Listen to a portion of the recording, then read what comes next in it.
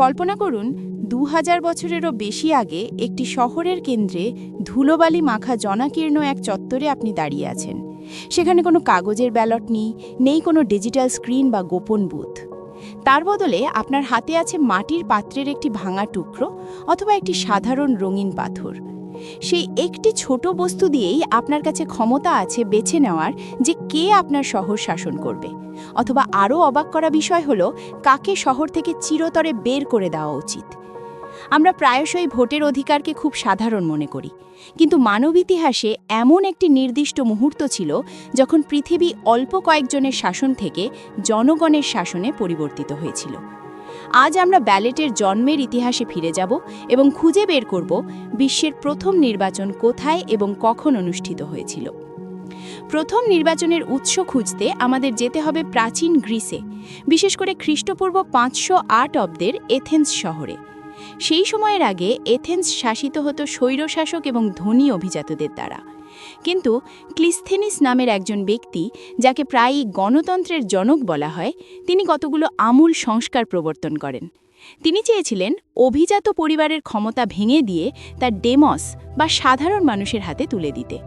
এটিই ছিল সেই শুরু যাকে আমরা এখন প্রত্যক্ষ গণতন্ত্র বলি।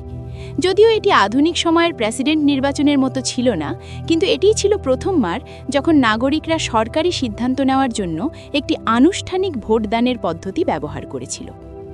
কিন্তু তারা আসলে ভোট দিত কিভাবে? এথেন্সবাসীরা বেশ কিছু আকর্ষণীয় পদ্ধতি ব্যবহার করত। অনেক সরকারি পদের জন্য তারা আসলে নির্বাচনে বিশ্বাস করত না, কারণ তারা মনে করত নির্বাচন কেবল ধনী এবং বিখ্যাতদের পক্ষে যায়। তার বদলে তারা সর্টিশন নামক একটি পদ্ধতি ব্যবহার করত, যা ছিল মূলত লটারির মাধ্যমে নেতা নির্বাচন। তবে সবচেয়ে গুরুত্বপূর্ণ পদ, যেমন সামরিক জেনারেলদের জন্য, তারা প্রকৃত নির্বাচন আয়োজন করত। নাগরিকরা প্নিক্স নামক একটি পাহাড়ে জড়ো হতো।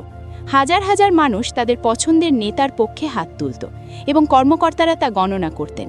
এটি ছিল প্রকাশ্য এবং উচ্চস্বরে করা একটি প্রক্রিয়া, এবং এটিই ছিল প্রথমবার যখন সংখ্যাগরিষ্ঠের ভোট একটি দেশের সামরিক ভাগ্য নির্ধারণ করেছিল। এথেন্সে ভোটদানের সম্ভবত সবচেয়ে বিখ্যাত এবং অদ্ভুত রূপটি ছিল অস্ট্রেসিজম। এটি ছিল মূলত একটি উল্টো নির্বাচন। বছরে একবার নাগরিকরা ভোট দিতে পারত যে কোন রাজনীতিবিদ শহরের জন্য খুব বেশি শক্তিশালী বা বিপজ্জনক হয়ে উঠছেন।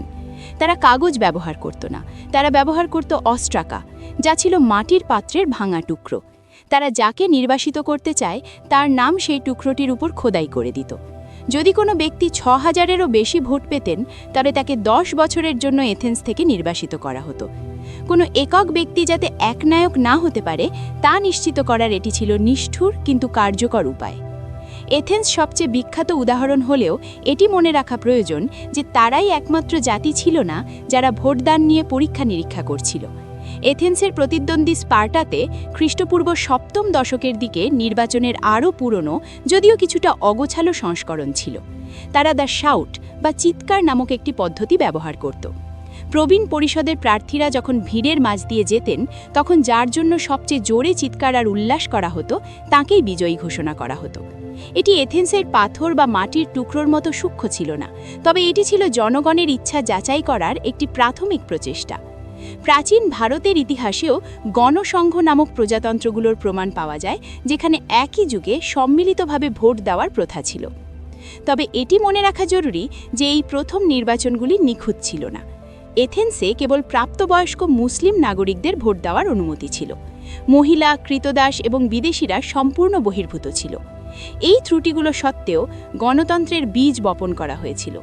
সরকারের বৈধতা যে শাসিত জনগণের সম্মতির উপর নির্ভর করে, এই বৈপ্লবিক ধারণাটি পরবর্তীকালে ইউরোপ এবং আমেরিকা যুক্তরাষ্ট্রের আধুনিক গণতন্ত্রের নির্মাতাদের অনুপ্রাণিত করেছিল।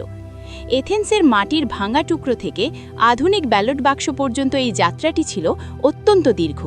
এটি আমাদের মনে করিয়ে দেয় যে ভোটের ক্ষমতা কেবল একটি রাজনৈতিক অস্ত্র নয়, এটি মানব ইতিহাসের একটি কষ্টার্জিত বিজয়। গণতন্ত্রের উৎপত্তির এই যাত্রাটি যদি আপনার ভালো লাগে, লাইক বাটনে ক্লিক করুন এবং কমেন্টে আমাদের জানান আপনার কি মনে হয়, এথেন্সের অস্ট্রেসিজম বা উল্টো নির্বাচন আজকের বিশ্বে কার্যকর হবে? ভিডিওটি শেয়ার করতে ভুলবেন না এবং আমাদের পৃথিবীকে বদলে দেওয়া গল্পগুলো আরও জানতে সাবস্ক্রাইব করুন। দেখার জন্য ধন্যবাদ।